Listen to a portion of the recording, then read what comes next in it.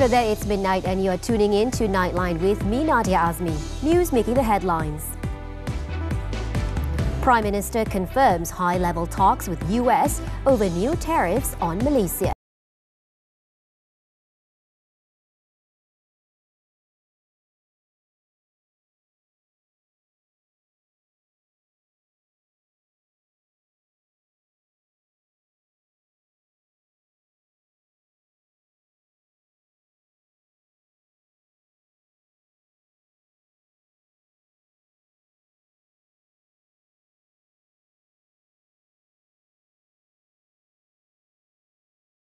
.24% reciprocal tariff on Malaysia is uncertain. He was confident the country could weather the resulting economic impact if ASEAN put up a united front with the help of other leading Asian nations. Speaking at a Hari Raya Aidilfitri celebration in Melaka on Saturday, the Prime Minister said that he had personally contacted several individuals close to US President Donald Trump. Mereka awal tidak terkesan, tapi kita masih dalam rundingan. Saya sendiri menghubungi beberapa tokoh yang biasa dengan saya, yang dekat dengan Trump, dan semalam Menteri Luar Datuk Mak Hassan menerima telefon daripada Setiausaha Negara Rubio untuk cuba meneruskan sedikit perundingan. Anwar added that he had also held discussions with ASEAN leaders to reach a consensus and said he plans to contact leaders of China, Japan and South Korea to form a coordinated response. Kekuatan dalaman mesti kuat. Kekuatan ASEAN harus kuat. Tetapi tidak boleh gopoh dalam tindakan kerana belum ada kepastian secara terperinci di mana tindakan itu. Setakat mana? Apa yang memberikan kelepasan dan kelonggaran? Dan apakah mungkin kita teruskan sedikit sebanyak rundingan lagi dengan Amerika Syarikat supaya dapat mengurangkan tekanan? The US announced a 24% reciprocal tariff on Malaysia effective April 9th as part of an executive order signed by Trump. On another note, the Prime Minister said that the government has agreed to hold the Visit Malaysia 2026 launching ceremony in Melaka.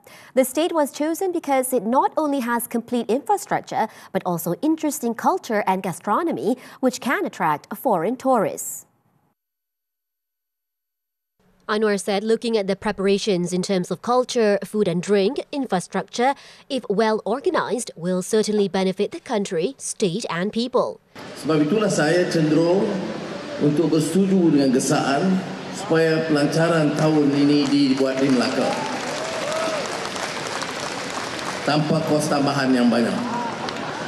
Anwar also congratulated Melaka for becoming the choice of investors, especially from China and Germany, with the best infrastructure in the state. Saya sebut ini kerana bila kita ke Jerman atau ke negara China ataupun banyak negara-negara lain, Melaka itu terpahat sebab prasarananya, kecikapan pegawai-pegawainya, dasar dan apa yang disebut clarity pimpinannya untuk mempercepatkan proses.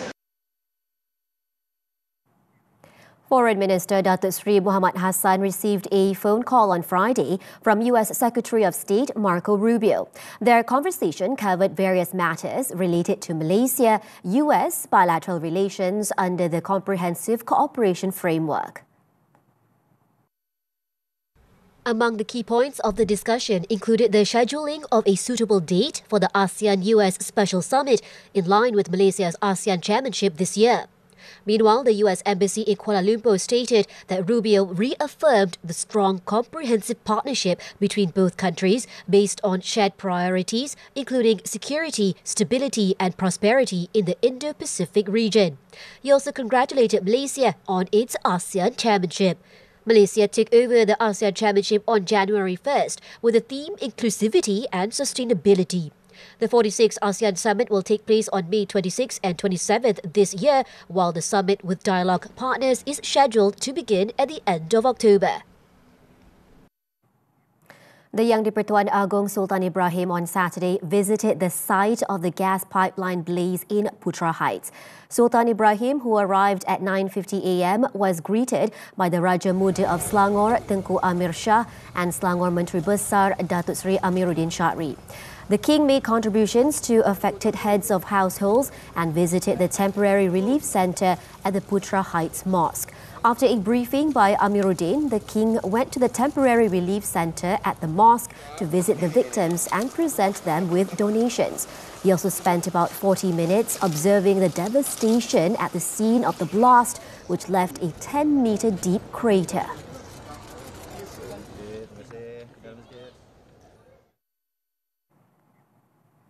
Selangor Utility Corridor Kusel, the supervisor of Selangor State Utilities, and the Subang Jaya City Council MBSJ are being audited as part of an ongoing probe into the alleged excavation works carried out near the site of the Putra Heights gas pipeline fire.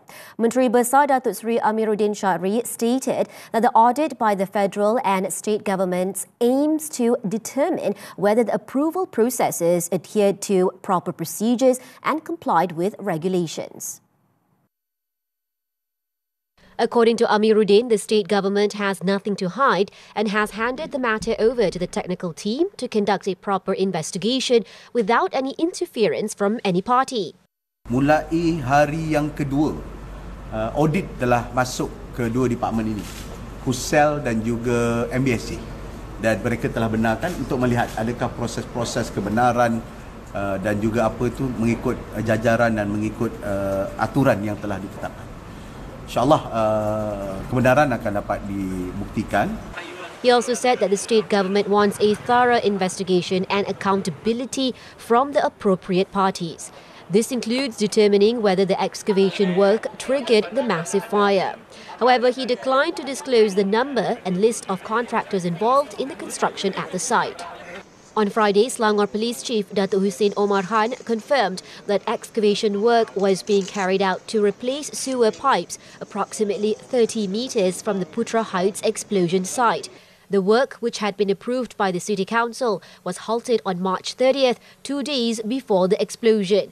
The police have also identified the developer, contractor, subcontractor and workers involved and have summoned them for questioning. In a separate matter, Amiruddin stated that the state government will also distribute the 2,500 ringgit financial aid from the federal government and Petronas, not only to homeowners, but also to tenants affected by the Putra Heights gas pipeline fire. This is because some of the affected houses were rented out and the tenants had lost their personal belongings in the incident. Amiruddin said the aid distribution will begin on Monday and will be managed by the Petaling District and Land Office together with the Social Welfare Department JKM. Kita ada satu kategori baru iaitu kategori penyewa.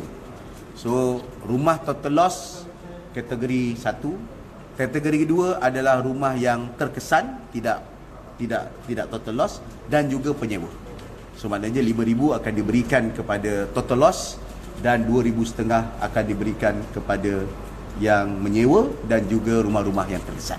He also urged those who have yet to register for aid to do so by Sunday afternoon. He added that the aid distribution process is expected to be completed throughout next week. The method of disbursement is still under discussion, whether it will be in the form of cash assistance or bank transfers to the recipients' accounts. So far, 308 out of the 509 families affected by the incident have been verified and confirmed eligible to receive the aid. In the meantime, Amiruddin revealed that 130 houses affected by the gas pipeline fire have been declared safe and the respective homeowners have been allowed to return in phases. This figure is part of a total of 235 homes identified in Taman Putra Harmoni. Yang di kampung Sungai Baru belum boleh dibenarkan kerana keadaannya masih lagi belum selamat sebagaimana laporan pihak bomba, TNB dan juga jabatan-jabatan yang berkaitan. He also cautioned residents who have not yet received permission to return that they should refrain from doing so as their safety cannot be guaranteed. This is because entering the area without the approval and knowledge of the authorities could lead to unforeseen and potentially dangerous situations. The gas pipeline fire, which occurred last Tuesday morning, saw flames soaring over 30 meters high with temperatures reaching 1,000 degrees Celsius. Hundreds of houses, properties and vehicles in the surrounding residential areas were either damaged or destroyed, while over 100 people were injured in the incident.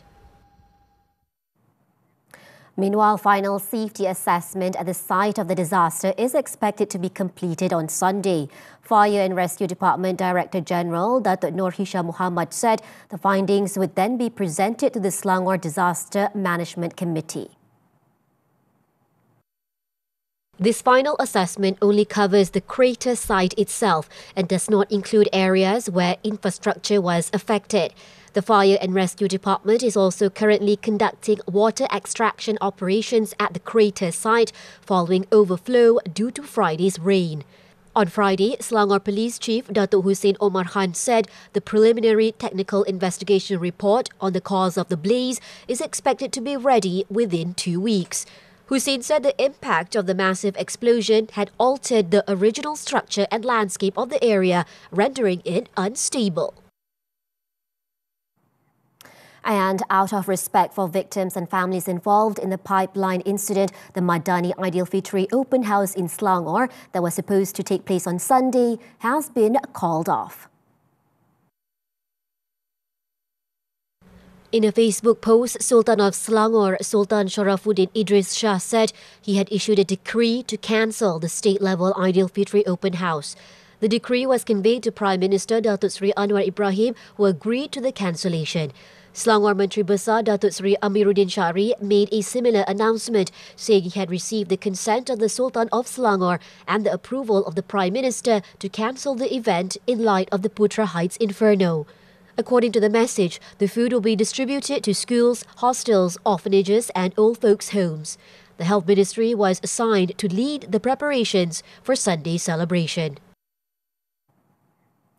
The gas pipeline fire incident at Putra Heights has significantly impacted the operations of approximately 200 industrial facilities in the Klang Valley, spanning various manufacturing subsectors and company sizes.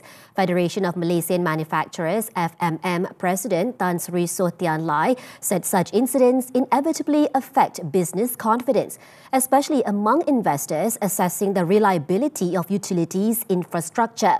So said this incident, however, serves as a critical reminder of the need for a comprehensive energy risk management strategy, especially in a landscape where industrial reliance on piped natural gas has become the norm.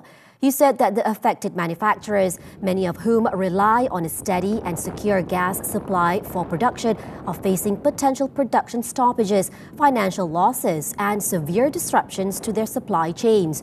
He also said the most severely affected are those operating round the clock, particularly manufacturers of critical and essential supplies such as food and beverages and industrial gases. The FMM cautioned that there could be delays in fulfilling export orders, particularly for time-sensitive or perishable goods, even for firms not directly affected but located within the supply chains of impacted companies. This meant that in the short term, companies may incur higher production costs via alternative energy sources to meet their commitments, affecting profit margins.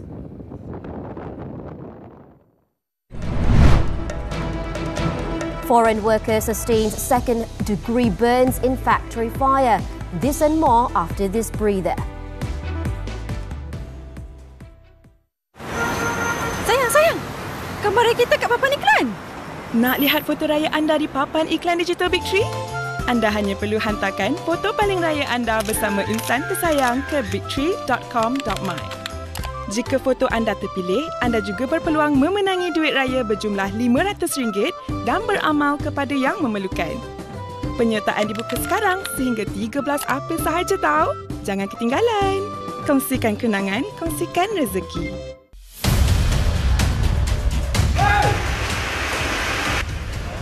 Kotor dan jijik, premis sembelih ayam langgar syarat. Dia punya dokumen pemborong, untuk borong ayam kena ada lesen borong. Pekerja asing ambil alih tugas penyembelih bertauliah. Patutnya kena tahu kat sini lah. Tengok pas cakap pukul 1 semalam. Tapi ayam dah sebelah. Saksikan 999 Selasa jam 9 malam di TV3 dan stream sekarang melalui Tonton. Selamat Hari Raya. Lifestyle saya orang cakap tak baik, kecam orang pun tak baik. Tolonglah menghantui saya. Tercabut crown. Kau menjadi kenang-kenanganku. Hari Raya kunjung tiba lagi.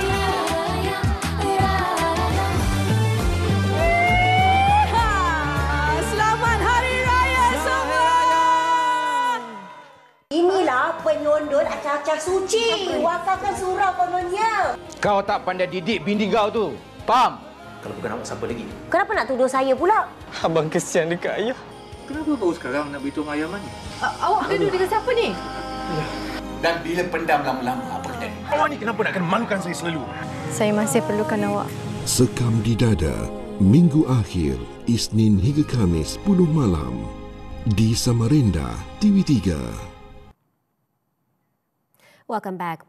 Traffic flow on several major highways has been heavy since Saturday morning as many people begin their return journey to the capital after the Hari Raya Aidilfitri holidays.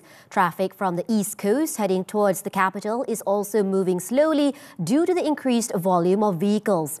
A Malaysian Highway Authority LLM spokesman said that the surge in vehicles on the Kuala Lumpur-Karat Highway KLK led to heavy congestion with traffic reportedly crawling for 20 kilometres from Karat to Lentang.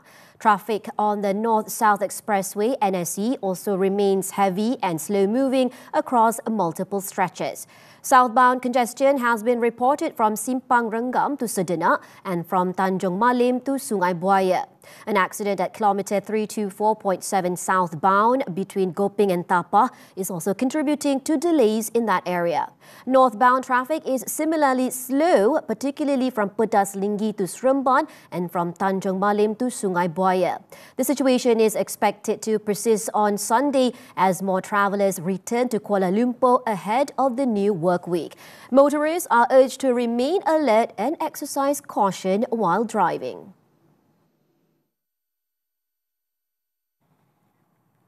Sabah says it will need to revisit its financial planning amid a significant drop in global oil prices, which is expected to cut deeply into the state's revenue.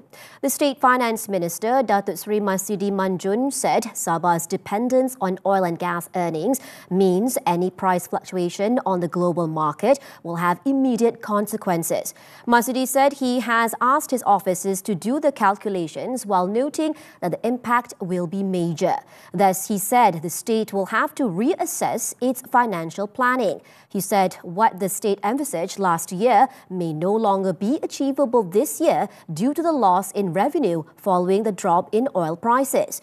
With more than half of Sabah's income derived from the oil and gas sector, the slump in prices poses a considerable challenge to the state's budget and fiscal projections. 3 factories in Kampung Baru, Sungai Buloh, Selangor were destroyed in a fire on Saturday. The incident, which occurred at about 1:30 p.m, also left a Bangladeshi man injured due to burns sustained during the blaze.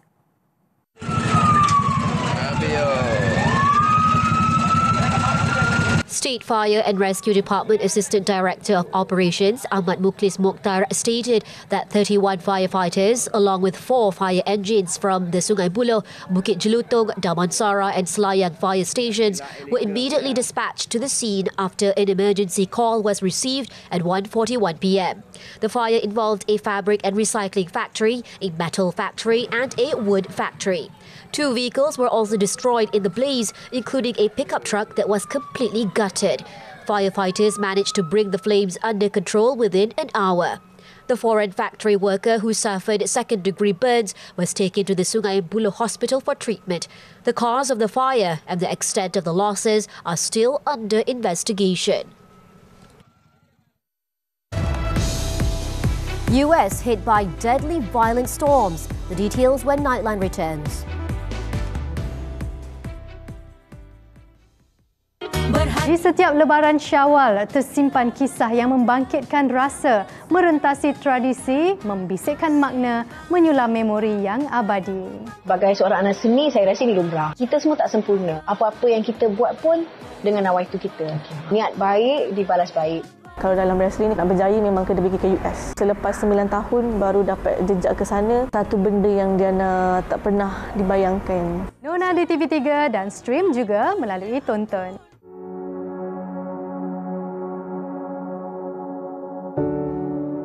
Kalau berjaga 3 orang ni kan, Mak Jas selalulah kalau Mak Jas sembahyang, Mak Jas selalu doakan, Ya Allah, tetapkanlah iman aku, sabarkanlah hati aku ni, Ya Allah, kuatkan semangat, supaya kau biarlah aku sihat juga kan. Nak jaga yang 3 yang bukan senang. Mak Jas, dia tak ada duit, tak apa. Asal barang makan ada kat rumah. Kalau kita boleh tahan, dia tak boleh. Anda sedang menyaksikan Ha Raya Bulan Sesi. Akam. Urat dia yang mana? Tunjuk urat dia. Apa pun yang terus panjang. Mana? Saya Bidin. Dan saya Kim Hasan. Saya Fatih Hamimah Yusof. Saksikan kami dalam Ha Raya Bulan Sesnik pada 6 April jam 6 petang di TV3 dan juga stream di Tonton. Kasih papa, Raya papa.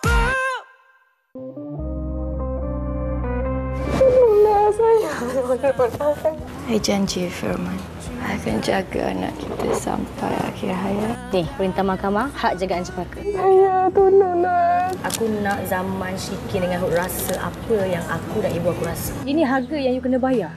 I dah cakap kan? You all akan rasa kehilangan. Bukan sekadar lafaz dua. Episod akhir Isnin 7 malam di Akasia TV3. Onto the foreign front. US President Donald Trump's widest-ranging tariffs to date have come into effect on Saturday, a move that may trigger retaliation and escalate trade tensions, upsetting the global economy.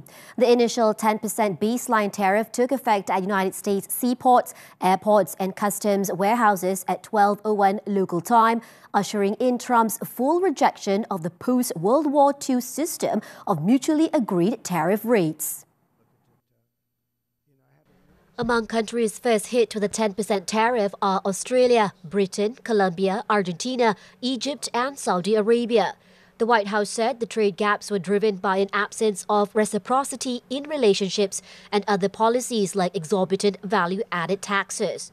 Moreover, on April 9th, Trump's higher reciprocal tariff rates of 11% to 50% are due to take effect. European Union imports will be hit with a 20% tariff, while Chinese goods will be hit with a 34% tariff, bringing Trump's total new levies on China to 54%. Vietnam will be hit with a 46% tariff, while Canada and Mexico are both exempt from Trump's latest duties because they are still subject to a 25% tariff related to the US fentanyl crisis. Meanwhile, stock markets in the US have ended their worst week since 2020, as Trump's sweeping tariffs continue to cause turmoil on global markets. All 3 main indexes on Wall Street dropped by more than 5% by the time the New York Stock Exchange closed on Friday. Trump said that big business are not worried about tariffs, and the higher taxes on imported goods will supercharge the US economy. However, some Americans are concerned about the economic impact of the tariffs, with the head of the National Black Farmers Association warning they add uncertainty at a critical time. In other news, a video was recovered on Saturday from the mobile phone of a Palestinian medic who was killed along with 14 of his colleagues in Gaza last month, has now contradicted Israeli claims.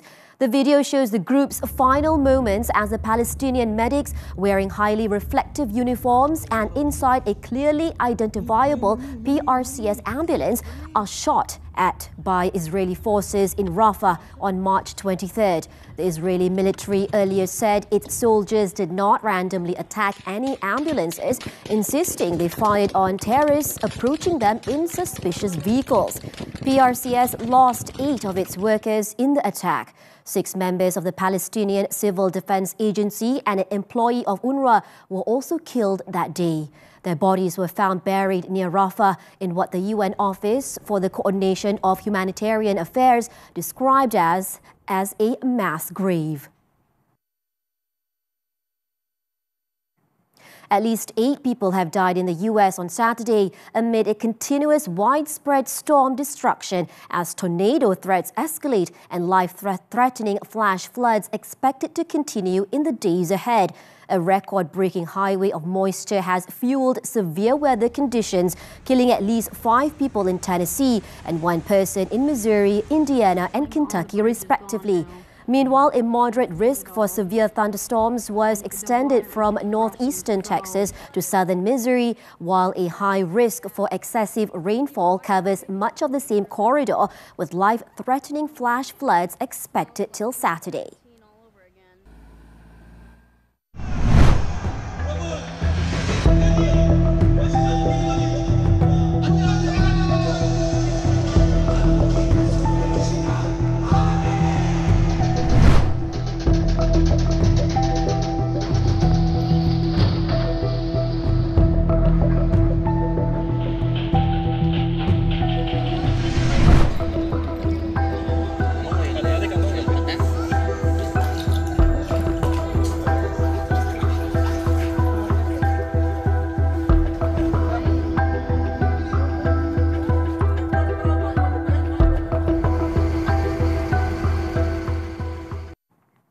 Now on to sports football, the Saudi Pro League. Cristiano Ronaldo scored twice in the second half, including a penalty, guiding Al Nassr to a 3-1 win over Al Hilal on Saturday.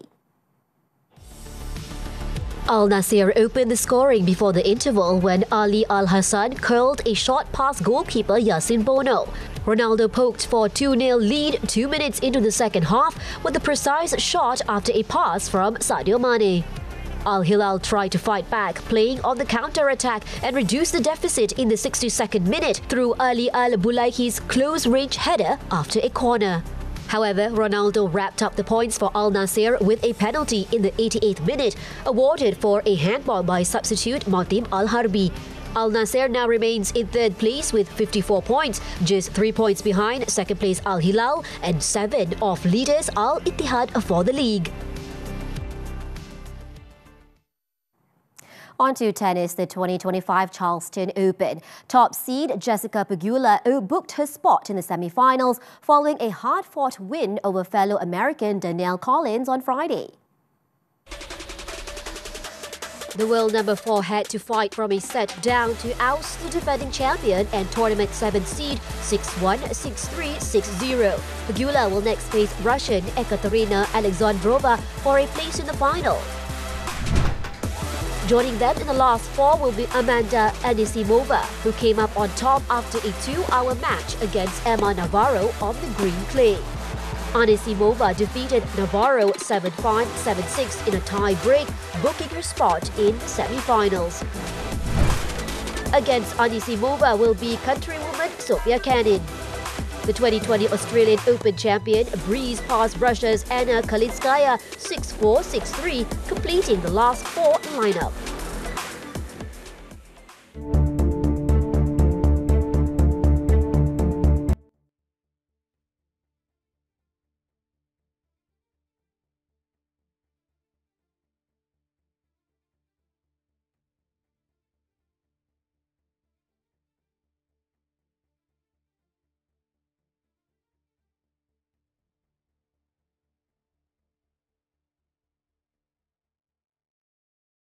And that concludes Nightline this time around. And before we leave, let's take a look as the head of Britain's spy agency, MI5, launched a new exhibition of its archive in London, turning the spotlight on some of the high-profile cases of its 115-year-old history.